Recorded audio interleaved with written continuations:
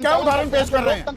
आपको थोड़ी ग्लानि होती है, थोड़ी शर्म भी आ रही है कि जो आप 110 गालियां देते घूम रहे थे प्रधानमंत्री मोदी को, तब फर्क नहीं पड़ रहा था, अब दर्द होने लगा। गालियां पहले भी दी जाती रही हैं, गालियां गुस्से में निकल भी जाती है कि गालियों को पुरानियों को याद करेंगे तो 10 ट्रक भर जाएंगे। सुरेंद्र राजपूत अपने गिरेबान में नहीं झांकेंगे। जिसने संसद में देश के प्रधानमंत्री को डंडे से पीटने की बात कही हो, आप भड़का रहे थे क्या लोगों को प्रधानमंत्री के खिलाफ? आप भी जानते हो, आप भी पश्चिम उत्तर प्रदेश के रहने वाले हो, कहते हैं कि भाई लठ चलेंगे तेरे ऊपर।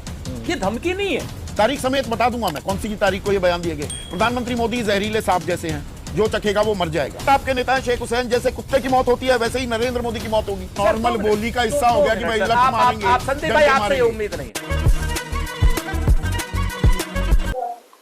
नमस्कार मित्रों, वैसे तो कांग्रेस प्रवक्ताओं की जो आदत है वो हमेशा प्रधानमंत्री मोदी और हिंदुओं को गाली देने की है, और आज भी कांग्रेस प्रवक्ता जो है वह सोचा कि मैं तो आज अपने चैनल पर हूं, यह कांग्रेस का सपोर्ट करने वाला चैनल है, तो यहां मैं कुछ भी बोल के चला जाऊंगा। लेकिन पत्रकार को यह बात अच्छी नहीं लगी और उसने जब सवाल किया कि आप इस तरह का सवाल कर रहे हैं, आपको शर्म नहीं आती है, मतलब उनके ही पत्रकार ने कांग्रेसी प्रवक्ता को रेल दिया।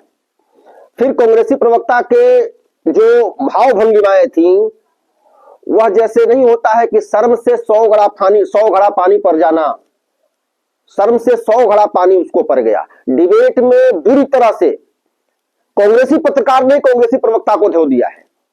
आइए हम लोग पूरी डिबेट देखते हैं। बहुत ही अच्छी डिबेट है और यह देखने लायक डिबेट है, आप लोग जरूर देखिए। आइए देखते हैं, मजा आएगा। पिक्चर चालू करो बे। चलो चलो। आपने उस परंपरा पर संवाद शुरू किया है कि हम अपने कट्टर दुश्मन से भी, त्रेता में मर्यादा पुरुषोत्तम राम जब रावण से अंतिम समय में मिलने गए तो भी उन्होंने पूरे मर्यादा का और शब्दों का ध्यान रखा। हम उस परंपरा से आते हैं कि मर्यादा पुरुषोत्तम भगवान राम को जब रामेश्वरम में हमारे पुराण शास्त्रों के अनुसार जब भगवान शिव को स्थापित कराना था तो वो अपने सबसे प्रबल दुश्मन रावण को आमंत्रित करते हैं। आपने जो बात कही, जो सुषमा जी की जो भाषा थी, जो हमारे मनमोहन सिंह की भाषा थी, उस भाषा से आपने बात करी है। और हमारे नेता श्रद्धेय नेताजी हम लोगों को हमेशा, और मुझे तो खुशी है कि कम से कम हमारे नेता, अगर हम लोगों से संवादों में कोई गलती हो जाती है तो माननीय अखिलेश जी अनेकों बार हम लोगों को डांटने का काम करते हैं और कहते हैं कि नहीं, भाषा और व्यवहार हमेशा संयमित होना चाहिए। तो यहाँ पर ताली तो दोनों हाथ से बज रही है ना, यहाँ पर किसको दोषी माना जाए? देखिए, दोषी का जो आपने सवाल शुरू किया है उसी पर आ रहे हैं हम, कि जिनके किरदार पे शैतान भी शर्मिंदा है वो भी आए हैं करने नसीहत हमें। तो जो लोग उस तरह के परंपरा का, भाषा का पोषण करते हो, आपने तो किसी एक पार्टी पक्ष का नहीं कहा, सभी को कहा। ये भारतीय लोकतंत्र के लिए और देश का 140 करोड़ जनमानस सुन रहा होगा, तो मैं समझता हूं कि कोई परिवार, कोई देश, कोई व्यक्ति जो आपका संवाद सुन रहा होगा वो क्यों नहीं चाहता होगा कि हम अच्छी बातों का, और हमारे राजनेता जो इस देश का क्या उदाहरण पेश कर रहे हैं? लोकतंत्र जमहूरियत चलाते हैं, आपको थोड़ी ग्लानि होती है, थोड़ी शर्म भी आ रही है नहीं कि आप उस राजनीतिक जमात का हिस्सा हैं, मनोज सिंह काका, जहां पर ये भाषा अब आम भाषा हो गई है। मुझे पूरी शर्म आ रही है क्योंकि मेरे आंखों में और हमारे पार्टी के आंखों में करुणा है। भाई कुछ ज्यादा नहीं हो गया? बोया पेड़ बबूल का आम कहां से होए सुरेंद्र राजपूत? अपने गिरेबान में भी तो झांकना होगा। अपने पर पीड़ा हुई और जो आप 110 गालियां देते घूम रहे थे प्रधानमंत्री मोदी को, तब फर्क नहीं पड़ रहा था, अब दर्द होने लगा। सबको सम्मति दे भगवान। दो बातें मैं बड़ी साफ कहता हूं। पहले, चूंकि आपने बड़ी महत्वपूर्ण डिबेट रखी है, लेकिन इसमें एक चीज चूक गए हम लोग। वो चीज जो है, यहां पर व्यवस्थाएं दो हैं। एक, गाली देना, अपशब्दों का इस्तेमाल करना, जो पहले से होते आए हैं, और दूसरा धमकी देना, आतंकी कार्रवाई करना। ये दो अलग अलग चीजें हैं। हम लोग आतंकी कार्रवाई जो ये कर रहे हैं, जो धमकियां दे रहे हैं, उनको और गालियों को बराबर रख दे रहे हैं। गालियां पहले भी दी जाती रही हैं, गालियां गुस्से में निकल भी जाती हैं, माफी भी मांग लेते हैं, खेद भी व्यक्त कर देते हैं, बात भी खत्म हो जाती है। हम इनकी गालियों को, पुरानियों को याद करेंगे तो 10 ट्रक भर जाएंगे। अच्छा, इनको तो 110 ही गाली मिली। लेकिन आप मुझे ये बता दीजिए कि आज से पहले ऐसा पहली बार नहीं हुआ है। महात्मा गांधी को भी पहले धमकी दी, उसके बाद किसी गोडसे ने उनकी हत्या कर दी। धमकियां मिली थी पहले कि तेरे को मार देंगे, तू ऐसा है, तू पाकिस्तान परस्त है, तू ये करता है, तू वो करता है। गांधी जी को इन्हीं राइट विंगर्स ने गालियां दी, उसके बाद उनको मार दिया गया। खालिस्तानियों ने गालियां दी इंदिरा गांधी जी को, पहले गालियां दी, उसके बाद इंदिरा गांधी जी की हत्या कर दी गई। इसी तरीके से लिट्टे के आतंकवादियों ने पहले राजीव गांधी जी को गालियां दी, धमकियां दी, उसके बाद उनकी भी हत्या कर दी गई।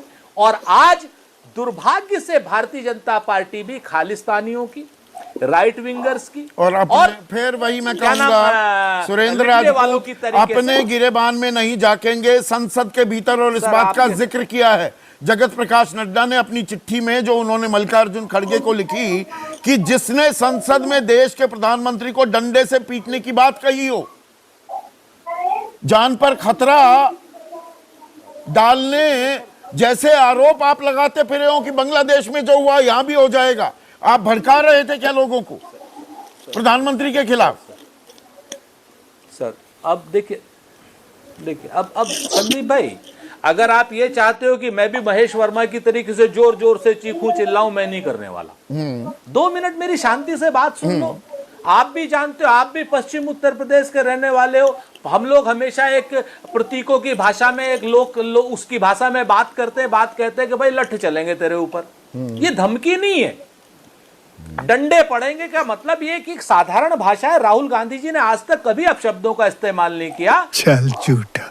और मैं आपसे बताऊं कि किसी भी जिम्मेवार उस पर इन्होंने कोई अपशब्दों का इस्तेमाल या किसी भी धमकी का इस्तेमाल, अपशब्द फिर भी हो सकता है, एक बार आप उनकी हिंदी अंग्रेजी की बात आप करके उनके अपशब्द निकाल लो, लेकिन धमकी तो कोई मतलब नहीं है। मेरी जो बात पूरी हो जाने दीजिए, उसके बाद जो निर्णय आपका वो निर्णय मेरा। लो, मैं तो फिर से कह रहा हूं आपसे कि उन्होंने कहा था कि डंडे पड़ेंगे, बिल्कुल कहा था। वो एक साधारण मुहावरे का शब्द है। हमारी तरफ, आपकी तरफ क्या ये नहीं चलता कि भाई अगर तू गलत काम करेगा तो लठ चलेंगे तेरे ऊपर, लोग लठ मारेंगे।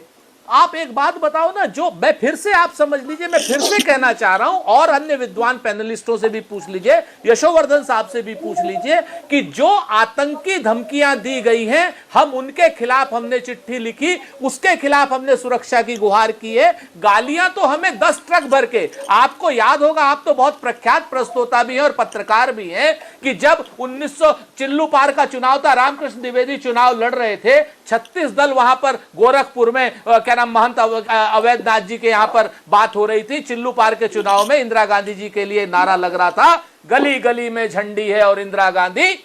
आपको मैं बताऊं, वहां से मैं शुरू कर सकता हूं आपको।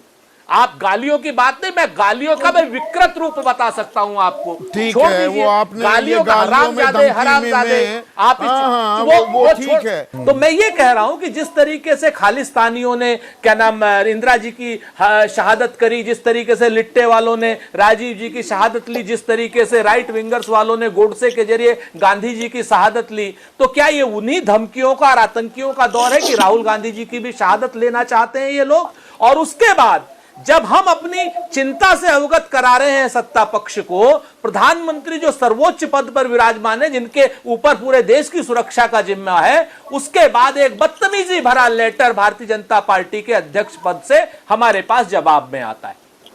हम अपनी जान की बात कर रहे हैं, हम बात कर रहे हैं कि इस देश में धमकियां, आतंकी धमकियां दी जा रही। छोड़ दीजिए गालियों को 2 मिनट किनारे ये बहुत अच्छा, गालियों पर मैं आपको दोनों के अंदर एक भेद करने की कोशिश की है। मैं थोड़ी सी आपकी याददाश्त और ताजा करा दूं। मल्लिकार्जुन खड़गे, ये तो 1 मिनट सुनिए ना, तारीख समेत बता दूंगा मैं कौन सी तारीख को ये बयान दिए गए। प्रधानमंत्री मोदी जहरीले सांप जैसे हैं, जो चखेगा वो मर जाएगा। हिटलर, स्टालिन, मुसोलिनी से तुलना जयराम रमेश ने की। उनकी पैदाइश पर ही सवाल उठाए पवन खेड़ा ने, नरेंद्र गौतम दास बोल दिया उनको। उसके बाद मल्लिकार्जुन खड़गे ही क्या कहते हैं, क्या आपके पास रावण जैसे 100 सिर हैं जो हर चुनाव में चेहरा दिखाने आ जाते हैं? रावण भी बोला गया। सुबोध कांत सहाय ने कहा, अगर प्रधानमंत्री हिटलर के रास्ते पर चलेंगे तो वो हिटलर की मौत मरेंगे। एक और आपके नेता हैं शेख हुसैन, जैसे कुत्ते की मौत होती है वैसे ही नरेंद्र मोदी की मौत होगी। ये धमकियां नहीं थी, ये फंस गया सीएम। ये बदजुबानी नहीं है। बातों में संदीप सर मेरी बात, सर मेरी बात सुनिए, ये बदजुबानी है। अच्छा, ये बदजुबानी है, ये क्या नाम सत्ता जब जहां ये बदजुबानी है, धमकी नहीं है। धमकी ये है कि उसकी जो क्या नाम जीभ काट के लाएगा, जिस तरीके से वो जो स्वीडन के कार्टूनिस्ट के जो सर काट के लाएगा, 51 करोड़ का इनाम देंगे, उसका सर कटा ना। ये धमकी नहीं है, ये आतंकी कार्रवाई है। ये बदजुबानी नहीं है जो कि 11 लाख रुपए आप जीभ काटने की दे देंगे। ये धमकी नहीं है कि इसकी लोग जीभ डंडे जला दो। मारेंगे ये मतलब आप आतंकी भड़का कार्रवाई नहीं है। रहे हैं। ये अपशब्द नहीं है सर। वो एक नॉर्मल बोली का हिस्सा हो गया कि भाई लठ मारेंगे, आप संदीप भाई, डंडे आपसे ये मारेंगे। उम्मीद नहीं है। बस हवा निकल गई। हाँ हाँ, आपसे आपसे भी ये उम्मीद, मुझे तो आपसे- राजनेताओं से ये उम्मीद आपसे नहीं ये है। उम्मीद नहीं। जैसी भाषा आपसे- बोली जा रही है और उसको डिफेंड किया जा रहा है कि गाली अलग है, धमकी अलग है, सर- ये भी उम्मीद नहीं है।